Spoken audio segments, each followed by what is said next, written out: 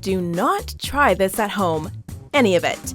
Welcome to MsMojo, and today we'll be counting down our picks for the top 10 hilariously bad relationship advice from Cosmo Mag. Good morning! Before we begin, we publish new content every day, so be sure to subscribe to our channel and ring the bell to get notified about our latest videos. For this list, we're looking at the most eyebrow-raising, questionable pieces of advice on sex and relationships that Cosmopolitan has published over the years. Owie, owie, owie. I like it. Ow. Wolfie. Yes, my favorite, baby. Number 10. Make him sneeze. Not every piece of quality advice comes from the magazine itself. Sometimes even Cosmo gets tips. In this case, a woman named Cindy, age 32, wrote in this hot sex tip. Sprinkle a little pepper under his nose right before he climaxes. Her reasoning? Sneezes and orgasms feel similar, so one should amplify the other. Firstly, her claim that sneezing feels like an orgasm is questionable at best. But how in the world do you even begin to sprinkle pepper under someone's nose during sex? Also, does anyone look sexy sneezing? Does Cindy live in a cartoon? Is it still in? I think I broke a rib. Number 9. Beware of his buddies. This charming piece of advice appeared on a list of surprising signs he'll never marry you. Within, Cosmo tells women to consider it a red flag if your guy's friends don't pay enough attention to you. The ugly truth, they say, is they don't want to invest time and energy getting to know you because they figure you're not going to be around very long. This seems like a bit of a stretch. What if his friends just lack social skills, conversational skills, or are, dicks? Should you really use that to gauge whether or not your boyfriend loves you? Hi, honey. Hey, Andy. She has a key? Is that legal? Number 8. How to exact your revenge. In a list of 10 things to do if you think your man is cheating, you know Cosmo is going to recommend a lot of awful tips. But this suggestion takes the cake. They suggest putting off your breakup until he has a big meeting at work, and then give him a Sharpie mustache right before his alarm goes off. We get it, being cheated on hurts, but is resorting to immature playground tricks really the best way to deal with it?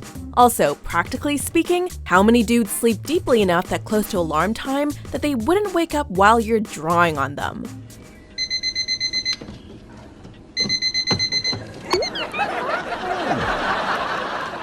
Number 7. Use your breasts as paintbrushes. Cosmo gives a lot of sex tips. It's kind of their thing. So it shouldn't come as a surprise if they're not all winners. In 2014, they dragged up a vintage Cosmopolitan sex tip, that being, dip your breasts in edible body paint and use them to sponge paint his entire body. Then lick it off. There are so many issues with this. First, does anyone want to eat edible body paint? Also, the average woman typically isn't equipped to paint with the finest amount of detail or control. It just sounds like a colossal mess and a lot of cleaning. Number 6. Manscaping equals cheating. Infidelity is a real issue in many relationships, but over the years, Cosmo has put out far too many articles that strike fear in the hearts of women over total nonsensical signals. And I'll kill him if he's cheating on me. Now, where the hell is he? In one such piece, they say, if your man starts grooming down there without you requesting it, that could be an indication that he's spending more time naked. Secret tie. First of all, I think you're kind of overdoing it with the manscaping. But more importantly, Detective, why do you refuse to take my orders seriously? Isn't it possible he's just trying to up his game a little? If you do the same thing, should he assume you're cheating? You should be happy that he's trying to look his best and not jump straight to suspicions. Any questions? I was going to ask you if you thought I was doing too much manscaping, but we solved that one, so I'm good.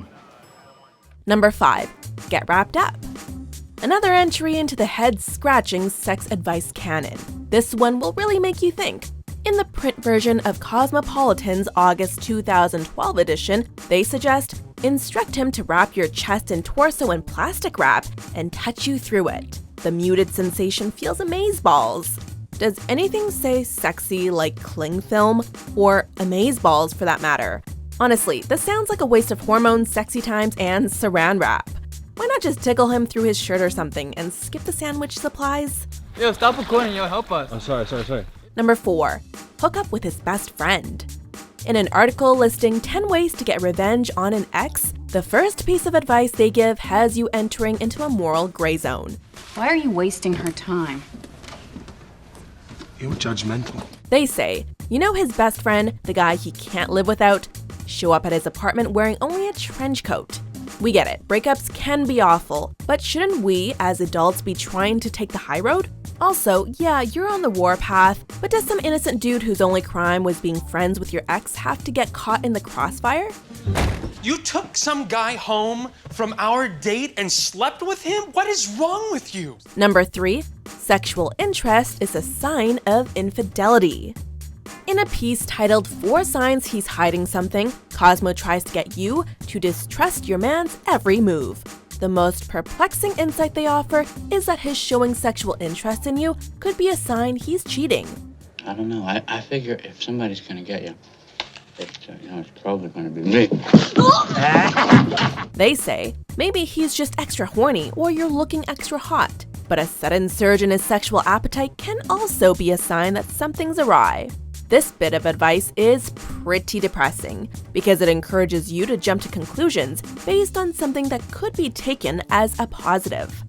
Number 2, a well-detailed story means he's cheating. In the same article that told you to be wary if your guy shows a spike in sexual interest, they also throw a heads up if your man should get a little bit too detailed in his conversations. Where were you? I'm great, honey. Fantastic. I really couldn't be better. Or as they put it, if he's telling a story and you notice he's peppering it with insignificant details, that's a warning sign.